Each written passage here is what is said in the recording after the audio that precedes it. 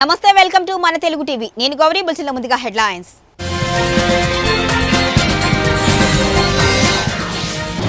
మందబలంతో అసెంబ్లీని నడుపుతాము అంటే కుదరదు కాంగ్రెస్ సర్కార్కు BRS MLA Jagadish Reddy mass warning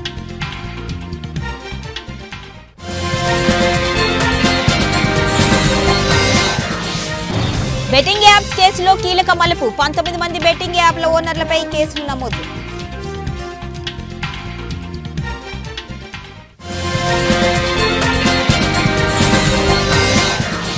రైతు రుణమాఫీపై అసెంబ్లీలో అధికార ప్రతిపక్షాల మధ్య వాడి వేడి చర్చ గతంలో అరకొర రుణమాఫీ చేశారు అని మంత్రి తుమ్మల వ్యాఖ్య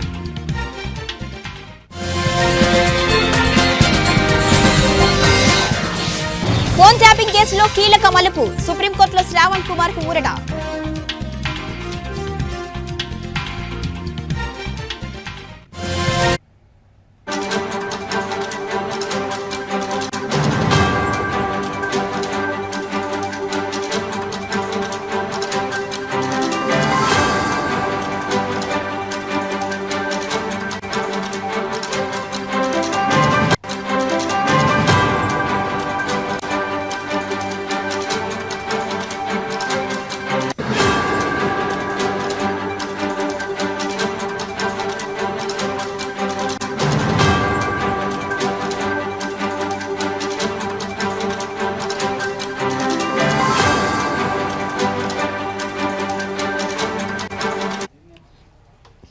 బులెటిన్లో బ్రేకింగ్ న్యూస్ చూస్తున్నాం. తెలంగాణ రాష్ట్రంలో సంచలనంగా మారిన ఫోన్ ట్యాపింగ్ కేసు రోజుకో మలుపు తిరుగుతోంది. ఈ కేసులో కీలక నిందితులుగా ఉన్న ప్రభాకర్ రావు, శ్రవణ్ రావులు ప్రస్తుతం విదేశాల్లో ఉన్నారు. అయితే వారిని భారత్ రప్పించేందుకు తెలంగాణ పోలీసులు కేంద్ర హోంశాఖతో కలిసి చర్యలు తీసుకుంటున్నారు. ఈ క్రమంలో నిన్న ప్రభాకర్ రావుకు సుప్రీంకోర్టులో ఊరట లభించింది. తాజాగా శ్రవణ్ రావుకు ఊరట లభించింది. ముందస్తు బెయిల్ కోసం ఆయన కోర్టును ఆశ్రయించగా విచారణ జరిపిన కోర్టు శ్రవణ్ రావుపై ఎటువంటి కఠిన చర్యలు తీసుకోవద్దు అని పోలీసులకు ఆదేశాలు జారీ చేసింది. అయితే అరెస్ట్ అయినప్పటి నుంచి రక్షణ కల్పిస్తూ సుప్రీంకోర్టు ఆదేశాలిచ్చింది. అలాగే ఈ కేసులో పోలీసు విచారణకు సహకరించాలి అని శ్రవణ్ రావును కోర్టు సూచించింది.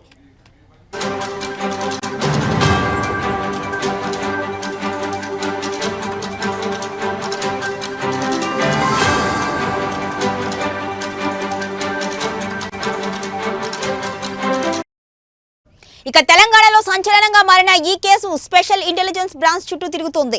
2023 మార్చి 10వ తేదీన పంజాగుట్ట పోలీస్ స్టేషన్లో కేసు నమోదు కాగా ఇందులో ఎస్ఐబి మాజీ ఓఎస్డీ టి ప్రభాకర్ రావు ప్రధాన నిందితుడిగా ఉన్నారు. అతనితో పాటు డీఎస్పీ దుగ్గ్యాల ప్రణీత్ రావు, అదనపు SP Bhujanga Rao, Tirupathanna, Hyderabad task force మాజీ ఓఎస్డీ రాధాకృష్ణరావు, ఓ మీడియా సంస్థకు చెందిన శ్రవణ్ కుమార్లు కూడా నిందితులుగా ఉన్నారు. అయితే ఈ కేసులో A1 ప్రభాకర్ రావు, A6 శ్రవణ్ కుమార్ రావులు విదేశాలకు వెళ్లిపోగా వారిని భారత్ రప్పించేందుకు రెడ్ కార్నర్ నోటీసులు కూడా జారీ చేశారు. మిగిలిన నిందితులను ఇప్పటికే పోలీసులు ప్రశ్నించగా ప్రస్తుతం వారంతా మధ్యంతర బెయిల్పై ఉన్నారు.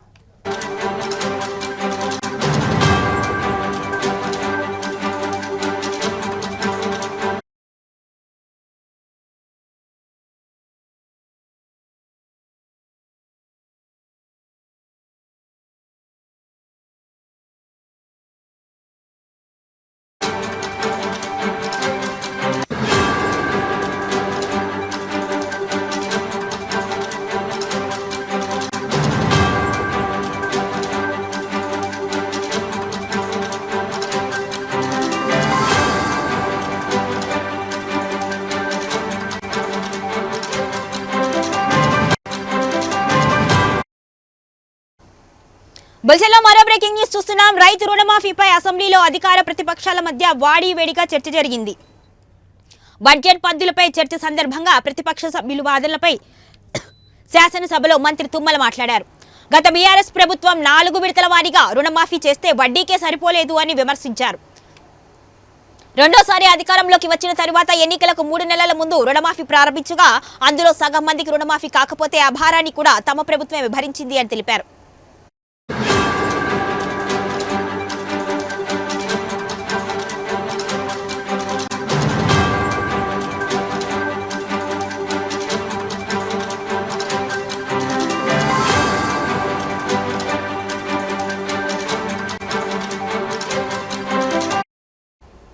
ఇక ఇక ప్రభుత్వ నిర్ణయము ఈ మేరకు ఈ రోజు వరకు కూడా 20,000 కోట్లు రిలీజ్ చేశాము అని వెల్లడించారు.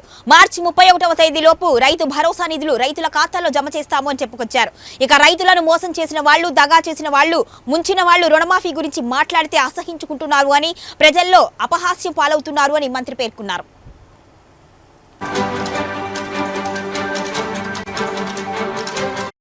సగం మంది రైతులకు కాకపోతే 3 నెలల ముందు మొదలుపెట్టి కేవలం 11,000 కోట్లు రిలీజ్ చేస్తే సగం మంది రైతులకు కాకపోతే ఆ భారాన్ని కూడా ఈ ప్రభుత్వమే భరాయించి అందుట్లో పంట రుణాలు వేరు, అదేవిధంగా లాంగ్ టర్మ్ లోన్స్ వేరు, షార్ట్ టర్మ్ లోన్స్ వేరు. మేము ఇచ్చింది కుటుంబానికి ఒక 2 లక్షల రూపాయలు. ప్రభుత్వ నిర్ణయం కుటుంబానికి 2 లక్షల పరంగా మేము 20,000 కోట్లు ఈ రోజుకి రిలీజ్ చేయటం జరిగింది. రైతు భరోసాను కూడా ఈ నెలాఖరికల్లా వాళ్ళ ఖాతాలో జమ చేయటానికి 33,000 కోట్లు. గత ప్రభుత్వం ఏమున్నటువంటి రైతు భరోసాను కూడా 7,625 కోట్లు ఈ పంట కాలంలో ఇచ్చాము. ఈ రైతు భరోసాను కూడా ఈ నెలాఖరికి ఈ ఆర్థిక సంవత్సరం లోపులని ఇస్తున్నాము. 33,000 కోట్లు రైతుల నేరుగా వాళ్ళ జేబులో వేసినటువంటి ఏకైక ప్రభుత్వం రేవంత్ రెడ్డి గారి ప్రభుత్వం అని చెప్పి గౌరవ సభ్యులకి మనం చేస్తున్నా. మోసం చేసిన వాళ్ళు, దగా చేసిన వాళ్ళు, రైతుల్ని ముంచిన వాళ్ళు ఈ యొక్క రుణమాఫీ గురించి మాట్లాడితే అసహించుకుంటారు, అపహాస్య పాలవుతారు. 3 నెలల ముందు మొదలుపెట్టి కేవలం 11,000 కోట్లు రిలీజ్ చేస్తే సగం మంది రైతులకు కాకపోతే ఆ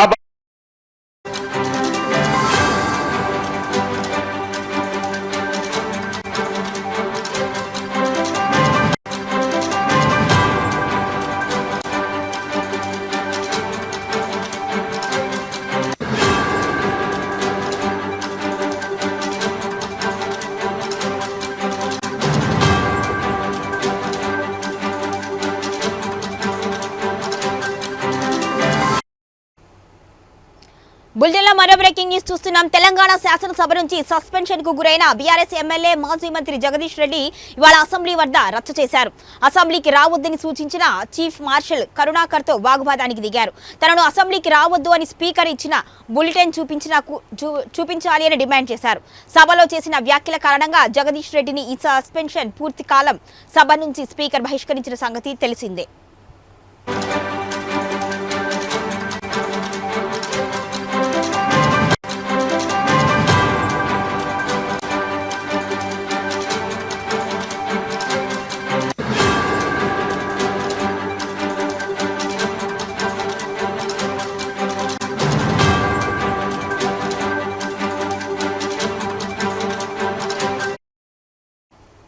అయితే జగదీష్ రెడ్డి ఇవాళ అసెంబ్లీ లాబీకి వచ్చారు. దీంతో ఆయన్ను మార్షల్స్ అడ్డుకొని బయటకు వెళ్లాలి అని కోరారు. ఇప్పటి వరకు నన్ను సస్పెండ్ చేస్తూ బులెటిన్ ఇవ్వలేదు అని, తనను రావద్దు అని స్పీకర్ ఇచ్చిన బులెటిన్ చూపించాలి అని జగదీష్ రెడ్డి డిమాండ్ చేశారు. ఈ క్రమంలో చీఫ్ మార్షల్స్ తో జగదీష్ రెడ్డి వాగ్వాదానికి దిగారు. అనంతరం మీడియాతో చిట్ చాట్ నిర్వహించిన జగదీష్ రెడ్డి అసెంబ్లీ ఇష్టారాజ్యంగా నడుస్తోంది అని, పద్ధతి ప్రకారం నడపట్లేదు అని విమర్శించారు. మేము కోర్టుకు వెళ్తాము అనే భయంతో సస్పెండ్ చేసినట్లుగా బులెటిన్ ఇవ్వట్లేదు అని ఆరోపించారు.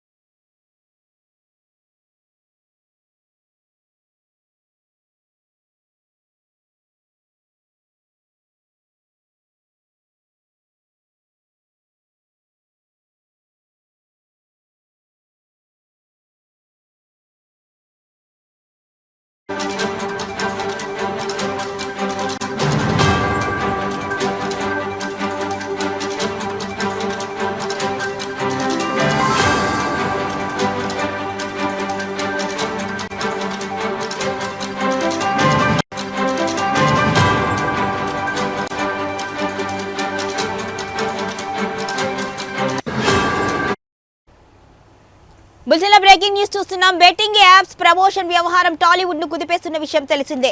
ఇప్పటికే పలువురు నటీనటులపై కేసులు నమోదయ్యాయి. తాజాగా ఈ వ్యవహారంలో కీలక పరిణామం చోటు చేసుకుంది. బెట్టింగ్ యాప్ నిర్వాహకులే టార్గెట్ గా పోలీసులు చర్యలు తీసుకుంటున్నారు. ఈ క్రమంలో 19 మంది యాప్ ఓనర్లపై కేసులు నమోదయ్యాయి. 19 మంది నిర్వాహకులను నిందితులుగా చేర్చి మియాపూర్ కోర్టులో మెమో దాఖలు చేశారు. సెలబ్రిటీలను సాక్షులుగా మార్చే యోచనలో పోలీసులు ఉన్నారు.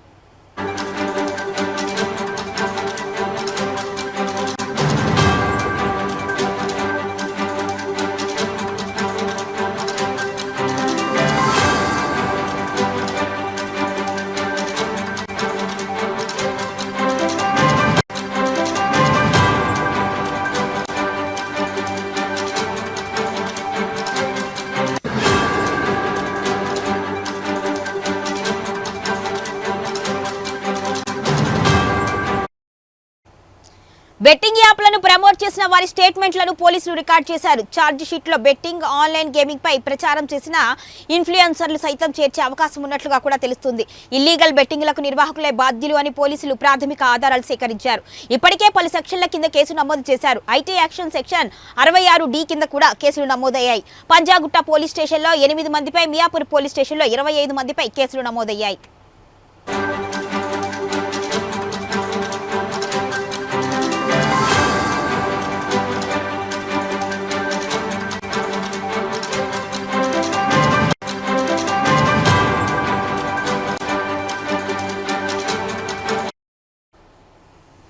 ఇక ఆన్లైన్ బెట్టింగ్ యాప్లకు ప్రచారం చేసిన కేసులో TV anchor Vishnupriya, social media influencer Rithu చౌదరిలను పంజాగుట్ట పోలీసులు ఇప్పటికే విచారించారు. వైసీపీ మహిళా నేత, టీవీ యాంకర్ శ్యామల ఈరోజు పంజాగుట్ట పోలీసుల ఎదుట విచారణకు హాజరయ్యారు. బెట్టింగ్ యాప్స్ ప్రమోషన్ కేసులో టాలీవుడ్ ప్రముఖులు రాణా దగ్గుపాటి, విజయ్ దేవరకొండ, ప్రకాష్ రాజ్, మంచులక్ష్మి, నిధి అగర్వాల్, ప్రణతిలపై కూడా ఇప్పటికే కేసులు నమోదయ్యాయి.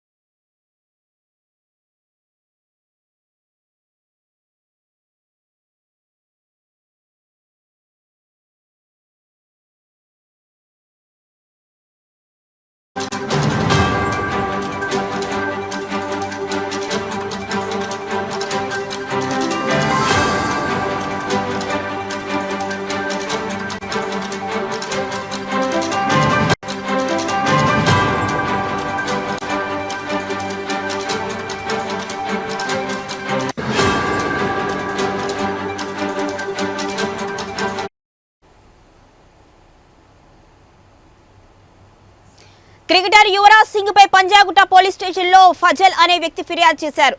డిజైన్ అండ్ కన్స్ట్రక్షన్స్ కంపెనీకి క్రికెటర్ యువరాజ్ సింగ్ ఇచ్చిన ప్రమోషన్ను నమ్మి తాము సదరు కంపెనీకి తమ ఇంటి కన్స్ట్రక్షన్ కోసం కాంట్రాక్ట్ ఇచ్చామని తెలిపారు. అందుకోసం 13 లక్షల రూపాయలను కూడా ముట్ట చెప్పినట్టుగా వెల్లడించారు. ఇప్పుడు నిర్మాణం సంగతి దేవుడెరుగు, అసలు ఇచ్చిన డబ్బులు కూడా ఇవ్వకుండా ఏవేవో ఖర్చుల పేరుతో కాలయాపన చేస్తున్నారు అని బాధితుడు ఫజల్ వాపోయారు. ఈ మేరకు ఆ నిర్మాణ సంస్థకు ప్రమోషన్ చేసిన యువరాజ్ సింగ్ పై ఆ కంపెనీపై చర్యలు తీసుకోవాలి అని పంజాగుట్ట PS లో ఫిర్యాదు చేశారు.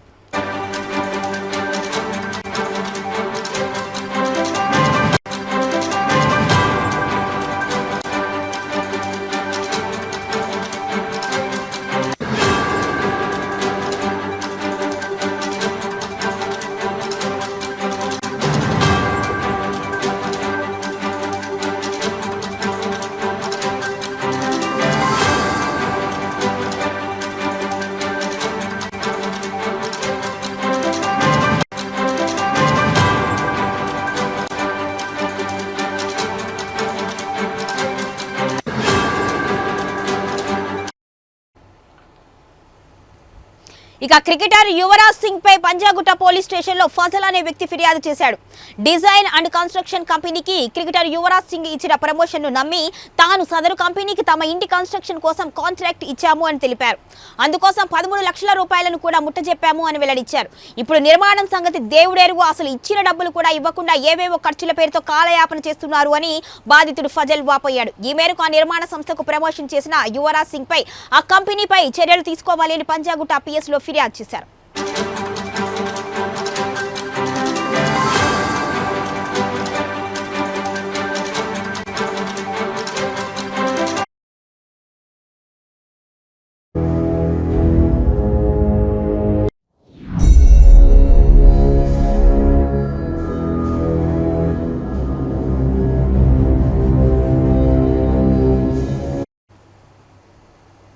ఇక గత వైసీపీ పాలనలో నిర్లక్ష్యానికి గురైన నర్సీపట్నం 27వ వార్డులో 50 లక్షల రూపాయల నిధులతో నూతనంగా నిర్మించిన కల్వర్టును స్పీకర్ అయ్యన్న పాత్రుడు సతీమణి పద్మావతి తనయుడు కౌన్సిలర్ చింతకాయల రాజేష్ ప్రారంభించారు. ఇందులో భాగంగా కౌన్సిలర్ చింతకాయల పద్మావతి, కౌన్సిలర్ చింతకాయల రాజేష్ విశేష పూజలు నిర్వహించి కల్వర్టును ప్రారంభించారు. కూటమి ప్రభుత్వం వచ్చిన తరువాత 9 నెలల కాలంలోనే సుమారు 55 లక్షలతో కల్వర్టును ప్రారంభించడం శుభదినంగా భావిస్తున్నాము అని వారు హర్షం వ్యక్తం చేశారు.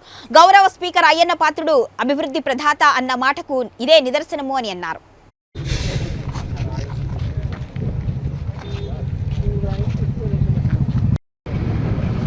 ఇది పైల్గోంది వార్డు నా వార్డులోకి వస్తుంది ఈ కలవట్టు. ఇంతకుముందు చూసారు, గతంలో మా విజయబాబు కూడా వచ్చి చూశారు, ఆయనే మాట ఇచ్చారు ఇది గవర్నమెంట్ వచ్చిన వెంటనే చేస్తానని చెప్పేసి. ఇంతకుముందు కలవట్టు పోయింది, చాన్నాళ్ళు అయిపోయింది, కలవట్టు పోయింది. కలవట్టు పోతే ఎట్లాగనేసి అప్పుడు లాస్ట్ టైం ఎమ్మెల్యేగా ఉంటప్పుడు ఏం చేశారంటే కలవట్టు వేయడం మనిషి లోపల తోర పెట్టేశాడు. తోర పెట్టి మీద కాంక్రీట్ వేసి రుమ్ముతడి పని చేశారు. దానివల్ల ఏమైంది, వాటర్ మొత్తం వెళ్ళకుండా చెరువులోకి వెళ్ళకుండా పొలాల్లోకి వచ్చి పంట పొలాల్లో రైతులు బోల్డ్ ఇబ్బంది పడిపోయేవారు. వేసుకున్న పంట అంతా మునిగిపోయేది వర్షం వస్తే. రోడ్డు మీద పారేది నీరు. చాలామంది చూశారు, ఈ గొలుగొండ వెళ్ళి అందరూ కూడా చూసే ఉంటారు. అన్ని ఇబ్బందులు పడుతుంటే ఒకసారి లాస్ట్ టైం అయితే ఎలక్షన్ ముందు విపరీతంగా మన లోతు నీరు వచ్చింది, మొత్తం పొలాలన్నీ మునిగిపోయాయి. ఆడు ఒకటాబుట్టిన విజయబాబు గారు వచ్చి దాన్ని సందర్శించడం జరిగింది, చూడటం జరిగింది. చాలా ఇబ్బంది పడ్డారు. రైతులు కూడా సానుభూతి తెలిపి మీకు ఇమ్మీడియట్గా ప్రభుత్వం వచ్చిన. బాపట్ల జిల్లా చీరాల తహసీల్దార్ కార్యాలయం వద్ద దళిత బహుజన పార్టీ జిల్లా అధ్యక్షులు షేక్ జిలానీ ఆధ్వర్యంలో దళితులు నిరసన కార్యక్రమాన్ని చేపట్టారు.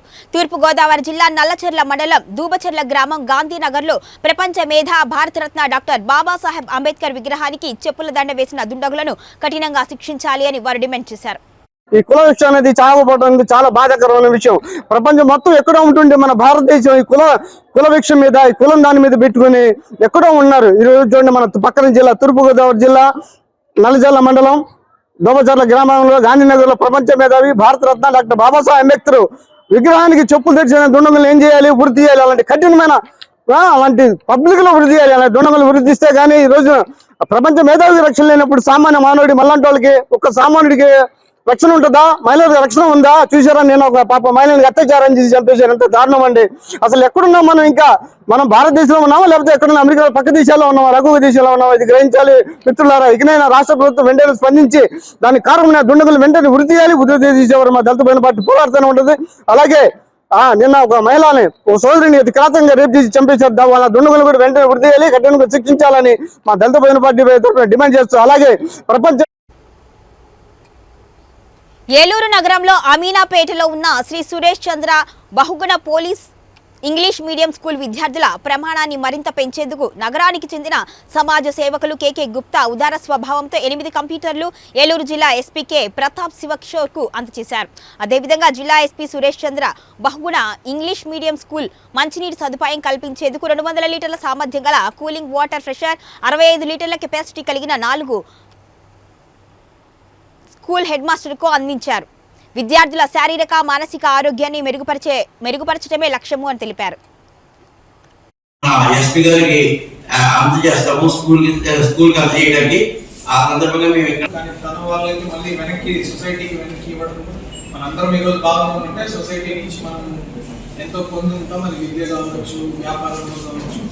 మనకున్న దాంట్లో కొంచెం మనం తిరిగి ఇస్తే మనం ఇంకా పెద్దవాళ్ళు, ఇంకా 10 మంది మళ్ళాంటి వాళ్ళని తయారు చేస్తాం. మోస్ట్ ఆ పిల్లలు కూడా ఎవరైతే కంప్యూటర్స్ మీద ఇస్తున్నారో వాళ్ళు లైఫ్ లాంగ్ రిమెంబర్. నాకు కూడా చిన్నప్పుడు ఎక్కడైనా వెళ్తే అప్పుడు ఎల్ఐసి ఆఫీసెస్, బ్యాంక్స్ అక్కడ మాత్రమే కంప్యూటర్స్ కనపడేవి. ఇక అర్హులైన పేద ప్రజలకు ప్రతి ఒక్కరికి డబుల్ బెడ్రూమ్ ఇల్లు ప్రభుత్వం కేటాయించాలి అని డిమాండ్ చేస్తూ హయత్ నగర్లోని ఎంఆర్ఓ కార్యాలయం ముందు సిపిఐ నాయకులు రవీంద్రచారి, సామిడి శేఖర్ రెడ్డి ఆధ్వర్యంలో మహిళలతో కలిసి ధర్నాకు చేపట్టారు. అనంతరం ఎంఆర్ఓను కలిసి వినతిపత్రం అందజేశారు. సిపిఐ నాయకులు అర్హులైన ప్రతి పేదవాడికి ఇందిరమ్మ ఇల్లు కేటాయించాలి అని, అదేవిధంగా రేషన్ కార్డులు, ఆసరా పింఛన్లు ఇవ్వాలి అని డిమాండ్ చేశారు. అమలు చేసేంత వరకు ప్రభుత్వ హామీలు అమలు చేసేంత వరకు ప్రభుత్వ భూములను వెంటనే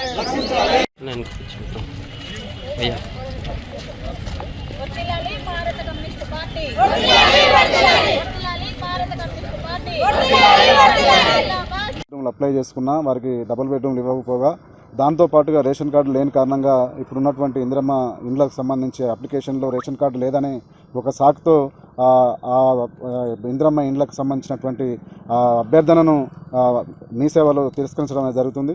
దాంతోపాటుగా అనేక సంవత్సరాలుగా డబుల్ బెడ్రూమ్ల కోసం ఉన్నటువంటి అప్లై చేసుకున్నటువంటి వారు కూడా ఇల్లు లేదు. ఈ ఎల్బీనగర్ నియోజకవర్గంలో దాదాపు 3,50,000 మంది నిరుపేదలైనటువంటి అర్హులైనటువంటి వారు ఉన్నారనేది ప్రభుత్వ లెక్కలే ఉన్నాయి. దాంట్లో ఇప్పటివరకు కూడా నాకు తెలిసి 5-10 వేలు కూడా ఇచ్చినట్టు సందర్భాలు లేవు. ఏదైతే కాంగ్రెస్ ప్రభుత్వం ప్రతిష్టాత్మకంగా బీఆర్ఎస్ని తిరస్కరించి కాంగ్రెస్ పార్టీకి పట్టం కట్టారో, ఆ పట్టం కట్టిన దాన్ని ఏదైతే మీరు ప్రభుత్వం ప్రవేశపెట్టిన 6 గ్యారెంటీలను పకడ్బందీగా అమలు చేయాలి. దాంతోపాటు ఇందిరమ్మ ఇండ్లు ఏదైతే ఉందో మీరు సమగ్ర సర్వే చేసి మీరు మొన్న మీరు ప్రభుత్వంలోకి వచ్చిన తర్వాత మీరు ప్రమాణ స్వీకారం చేసిన తర్వాత మీరు అన్నది వనస్థలిపురం జిల్లా పోలీస్ స్టేషన్ పరిధిలోని వైదేహి నగర్లో ఓ ఇంట్లో దొంగలు బీభత్సం సృష్టించారు. టీవీ సుబ్రహ్మణ్యం అనే వ్యక్తి ఇంట్లో 17 తులాల బంగారం, 50,000 రూపాయల నగదుని దొంగలు అపహరించారు. కేసు నమోదు చేసుకుని పోలీసులు దర్యాప్తు చేపట్టారు.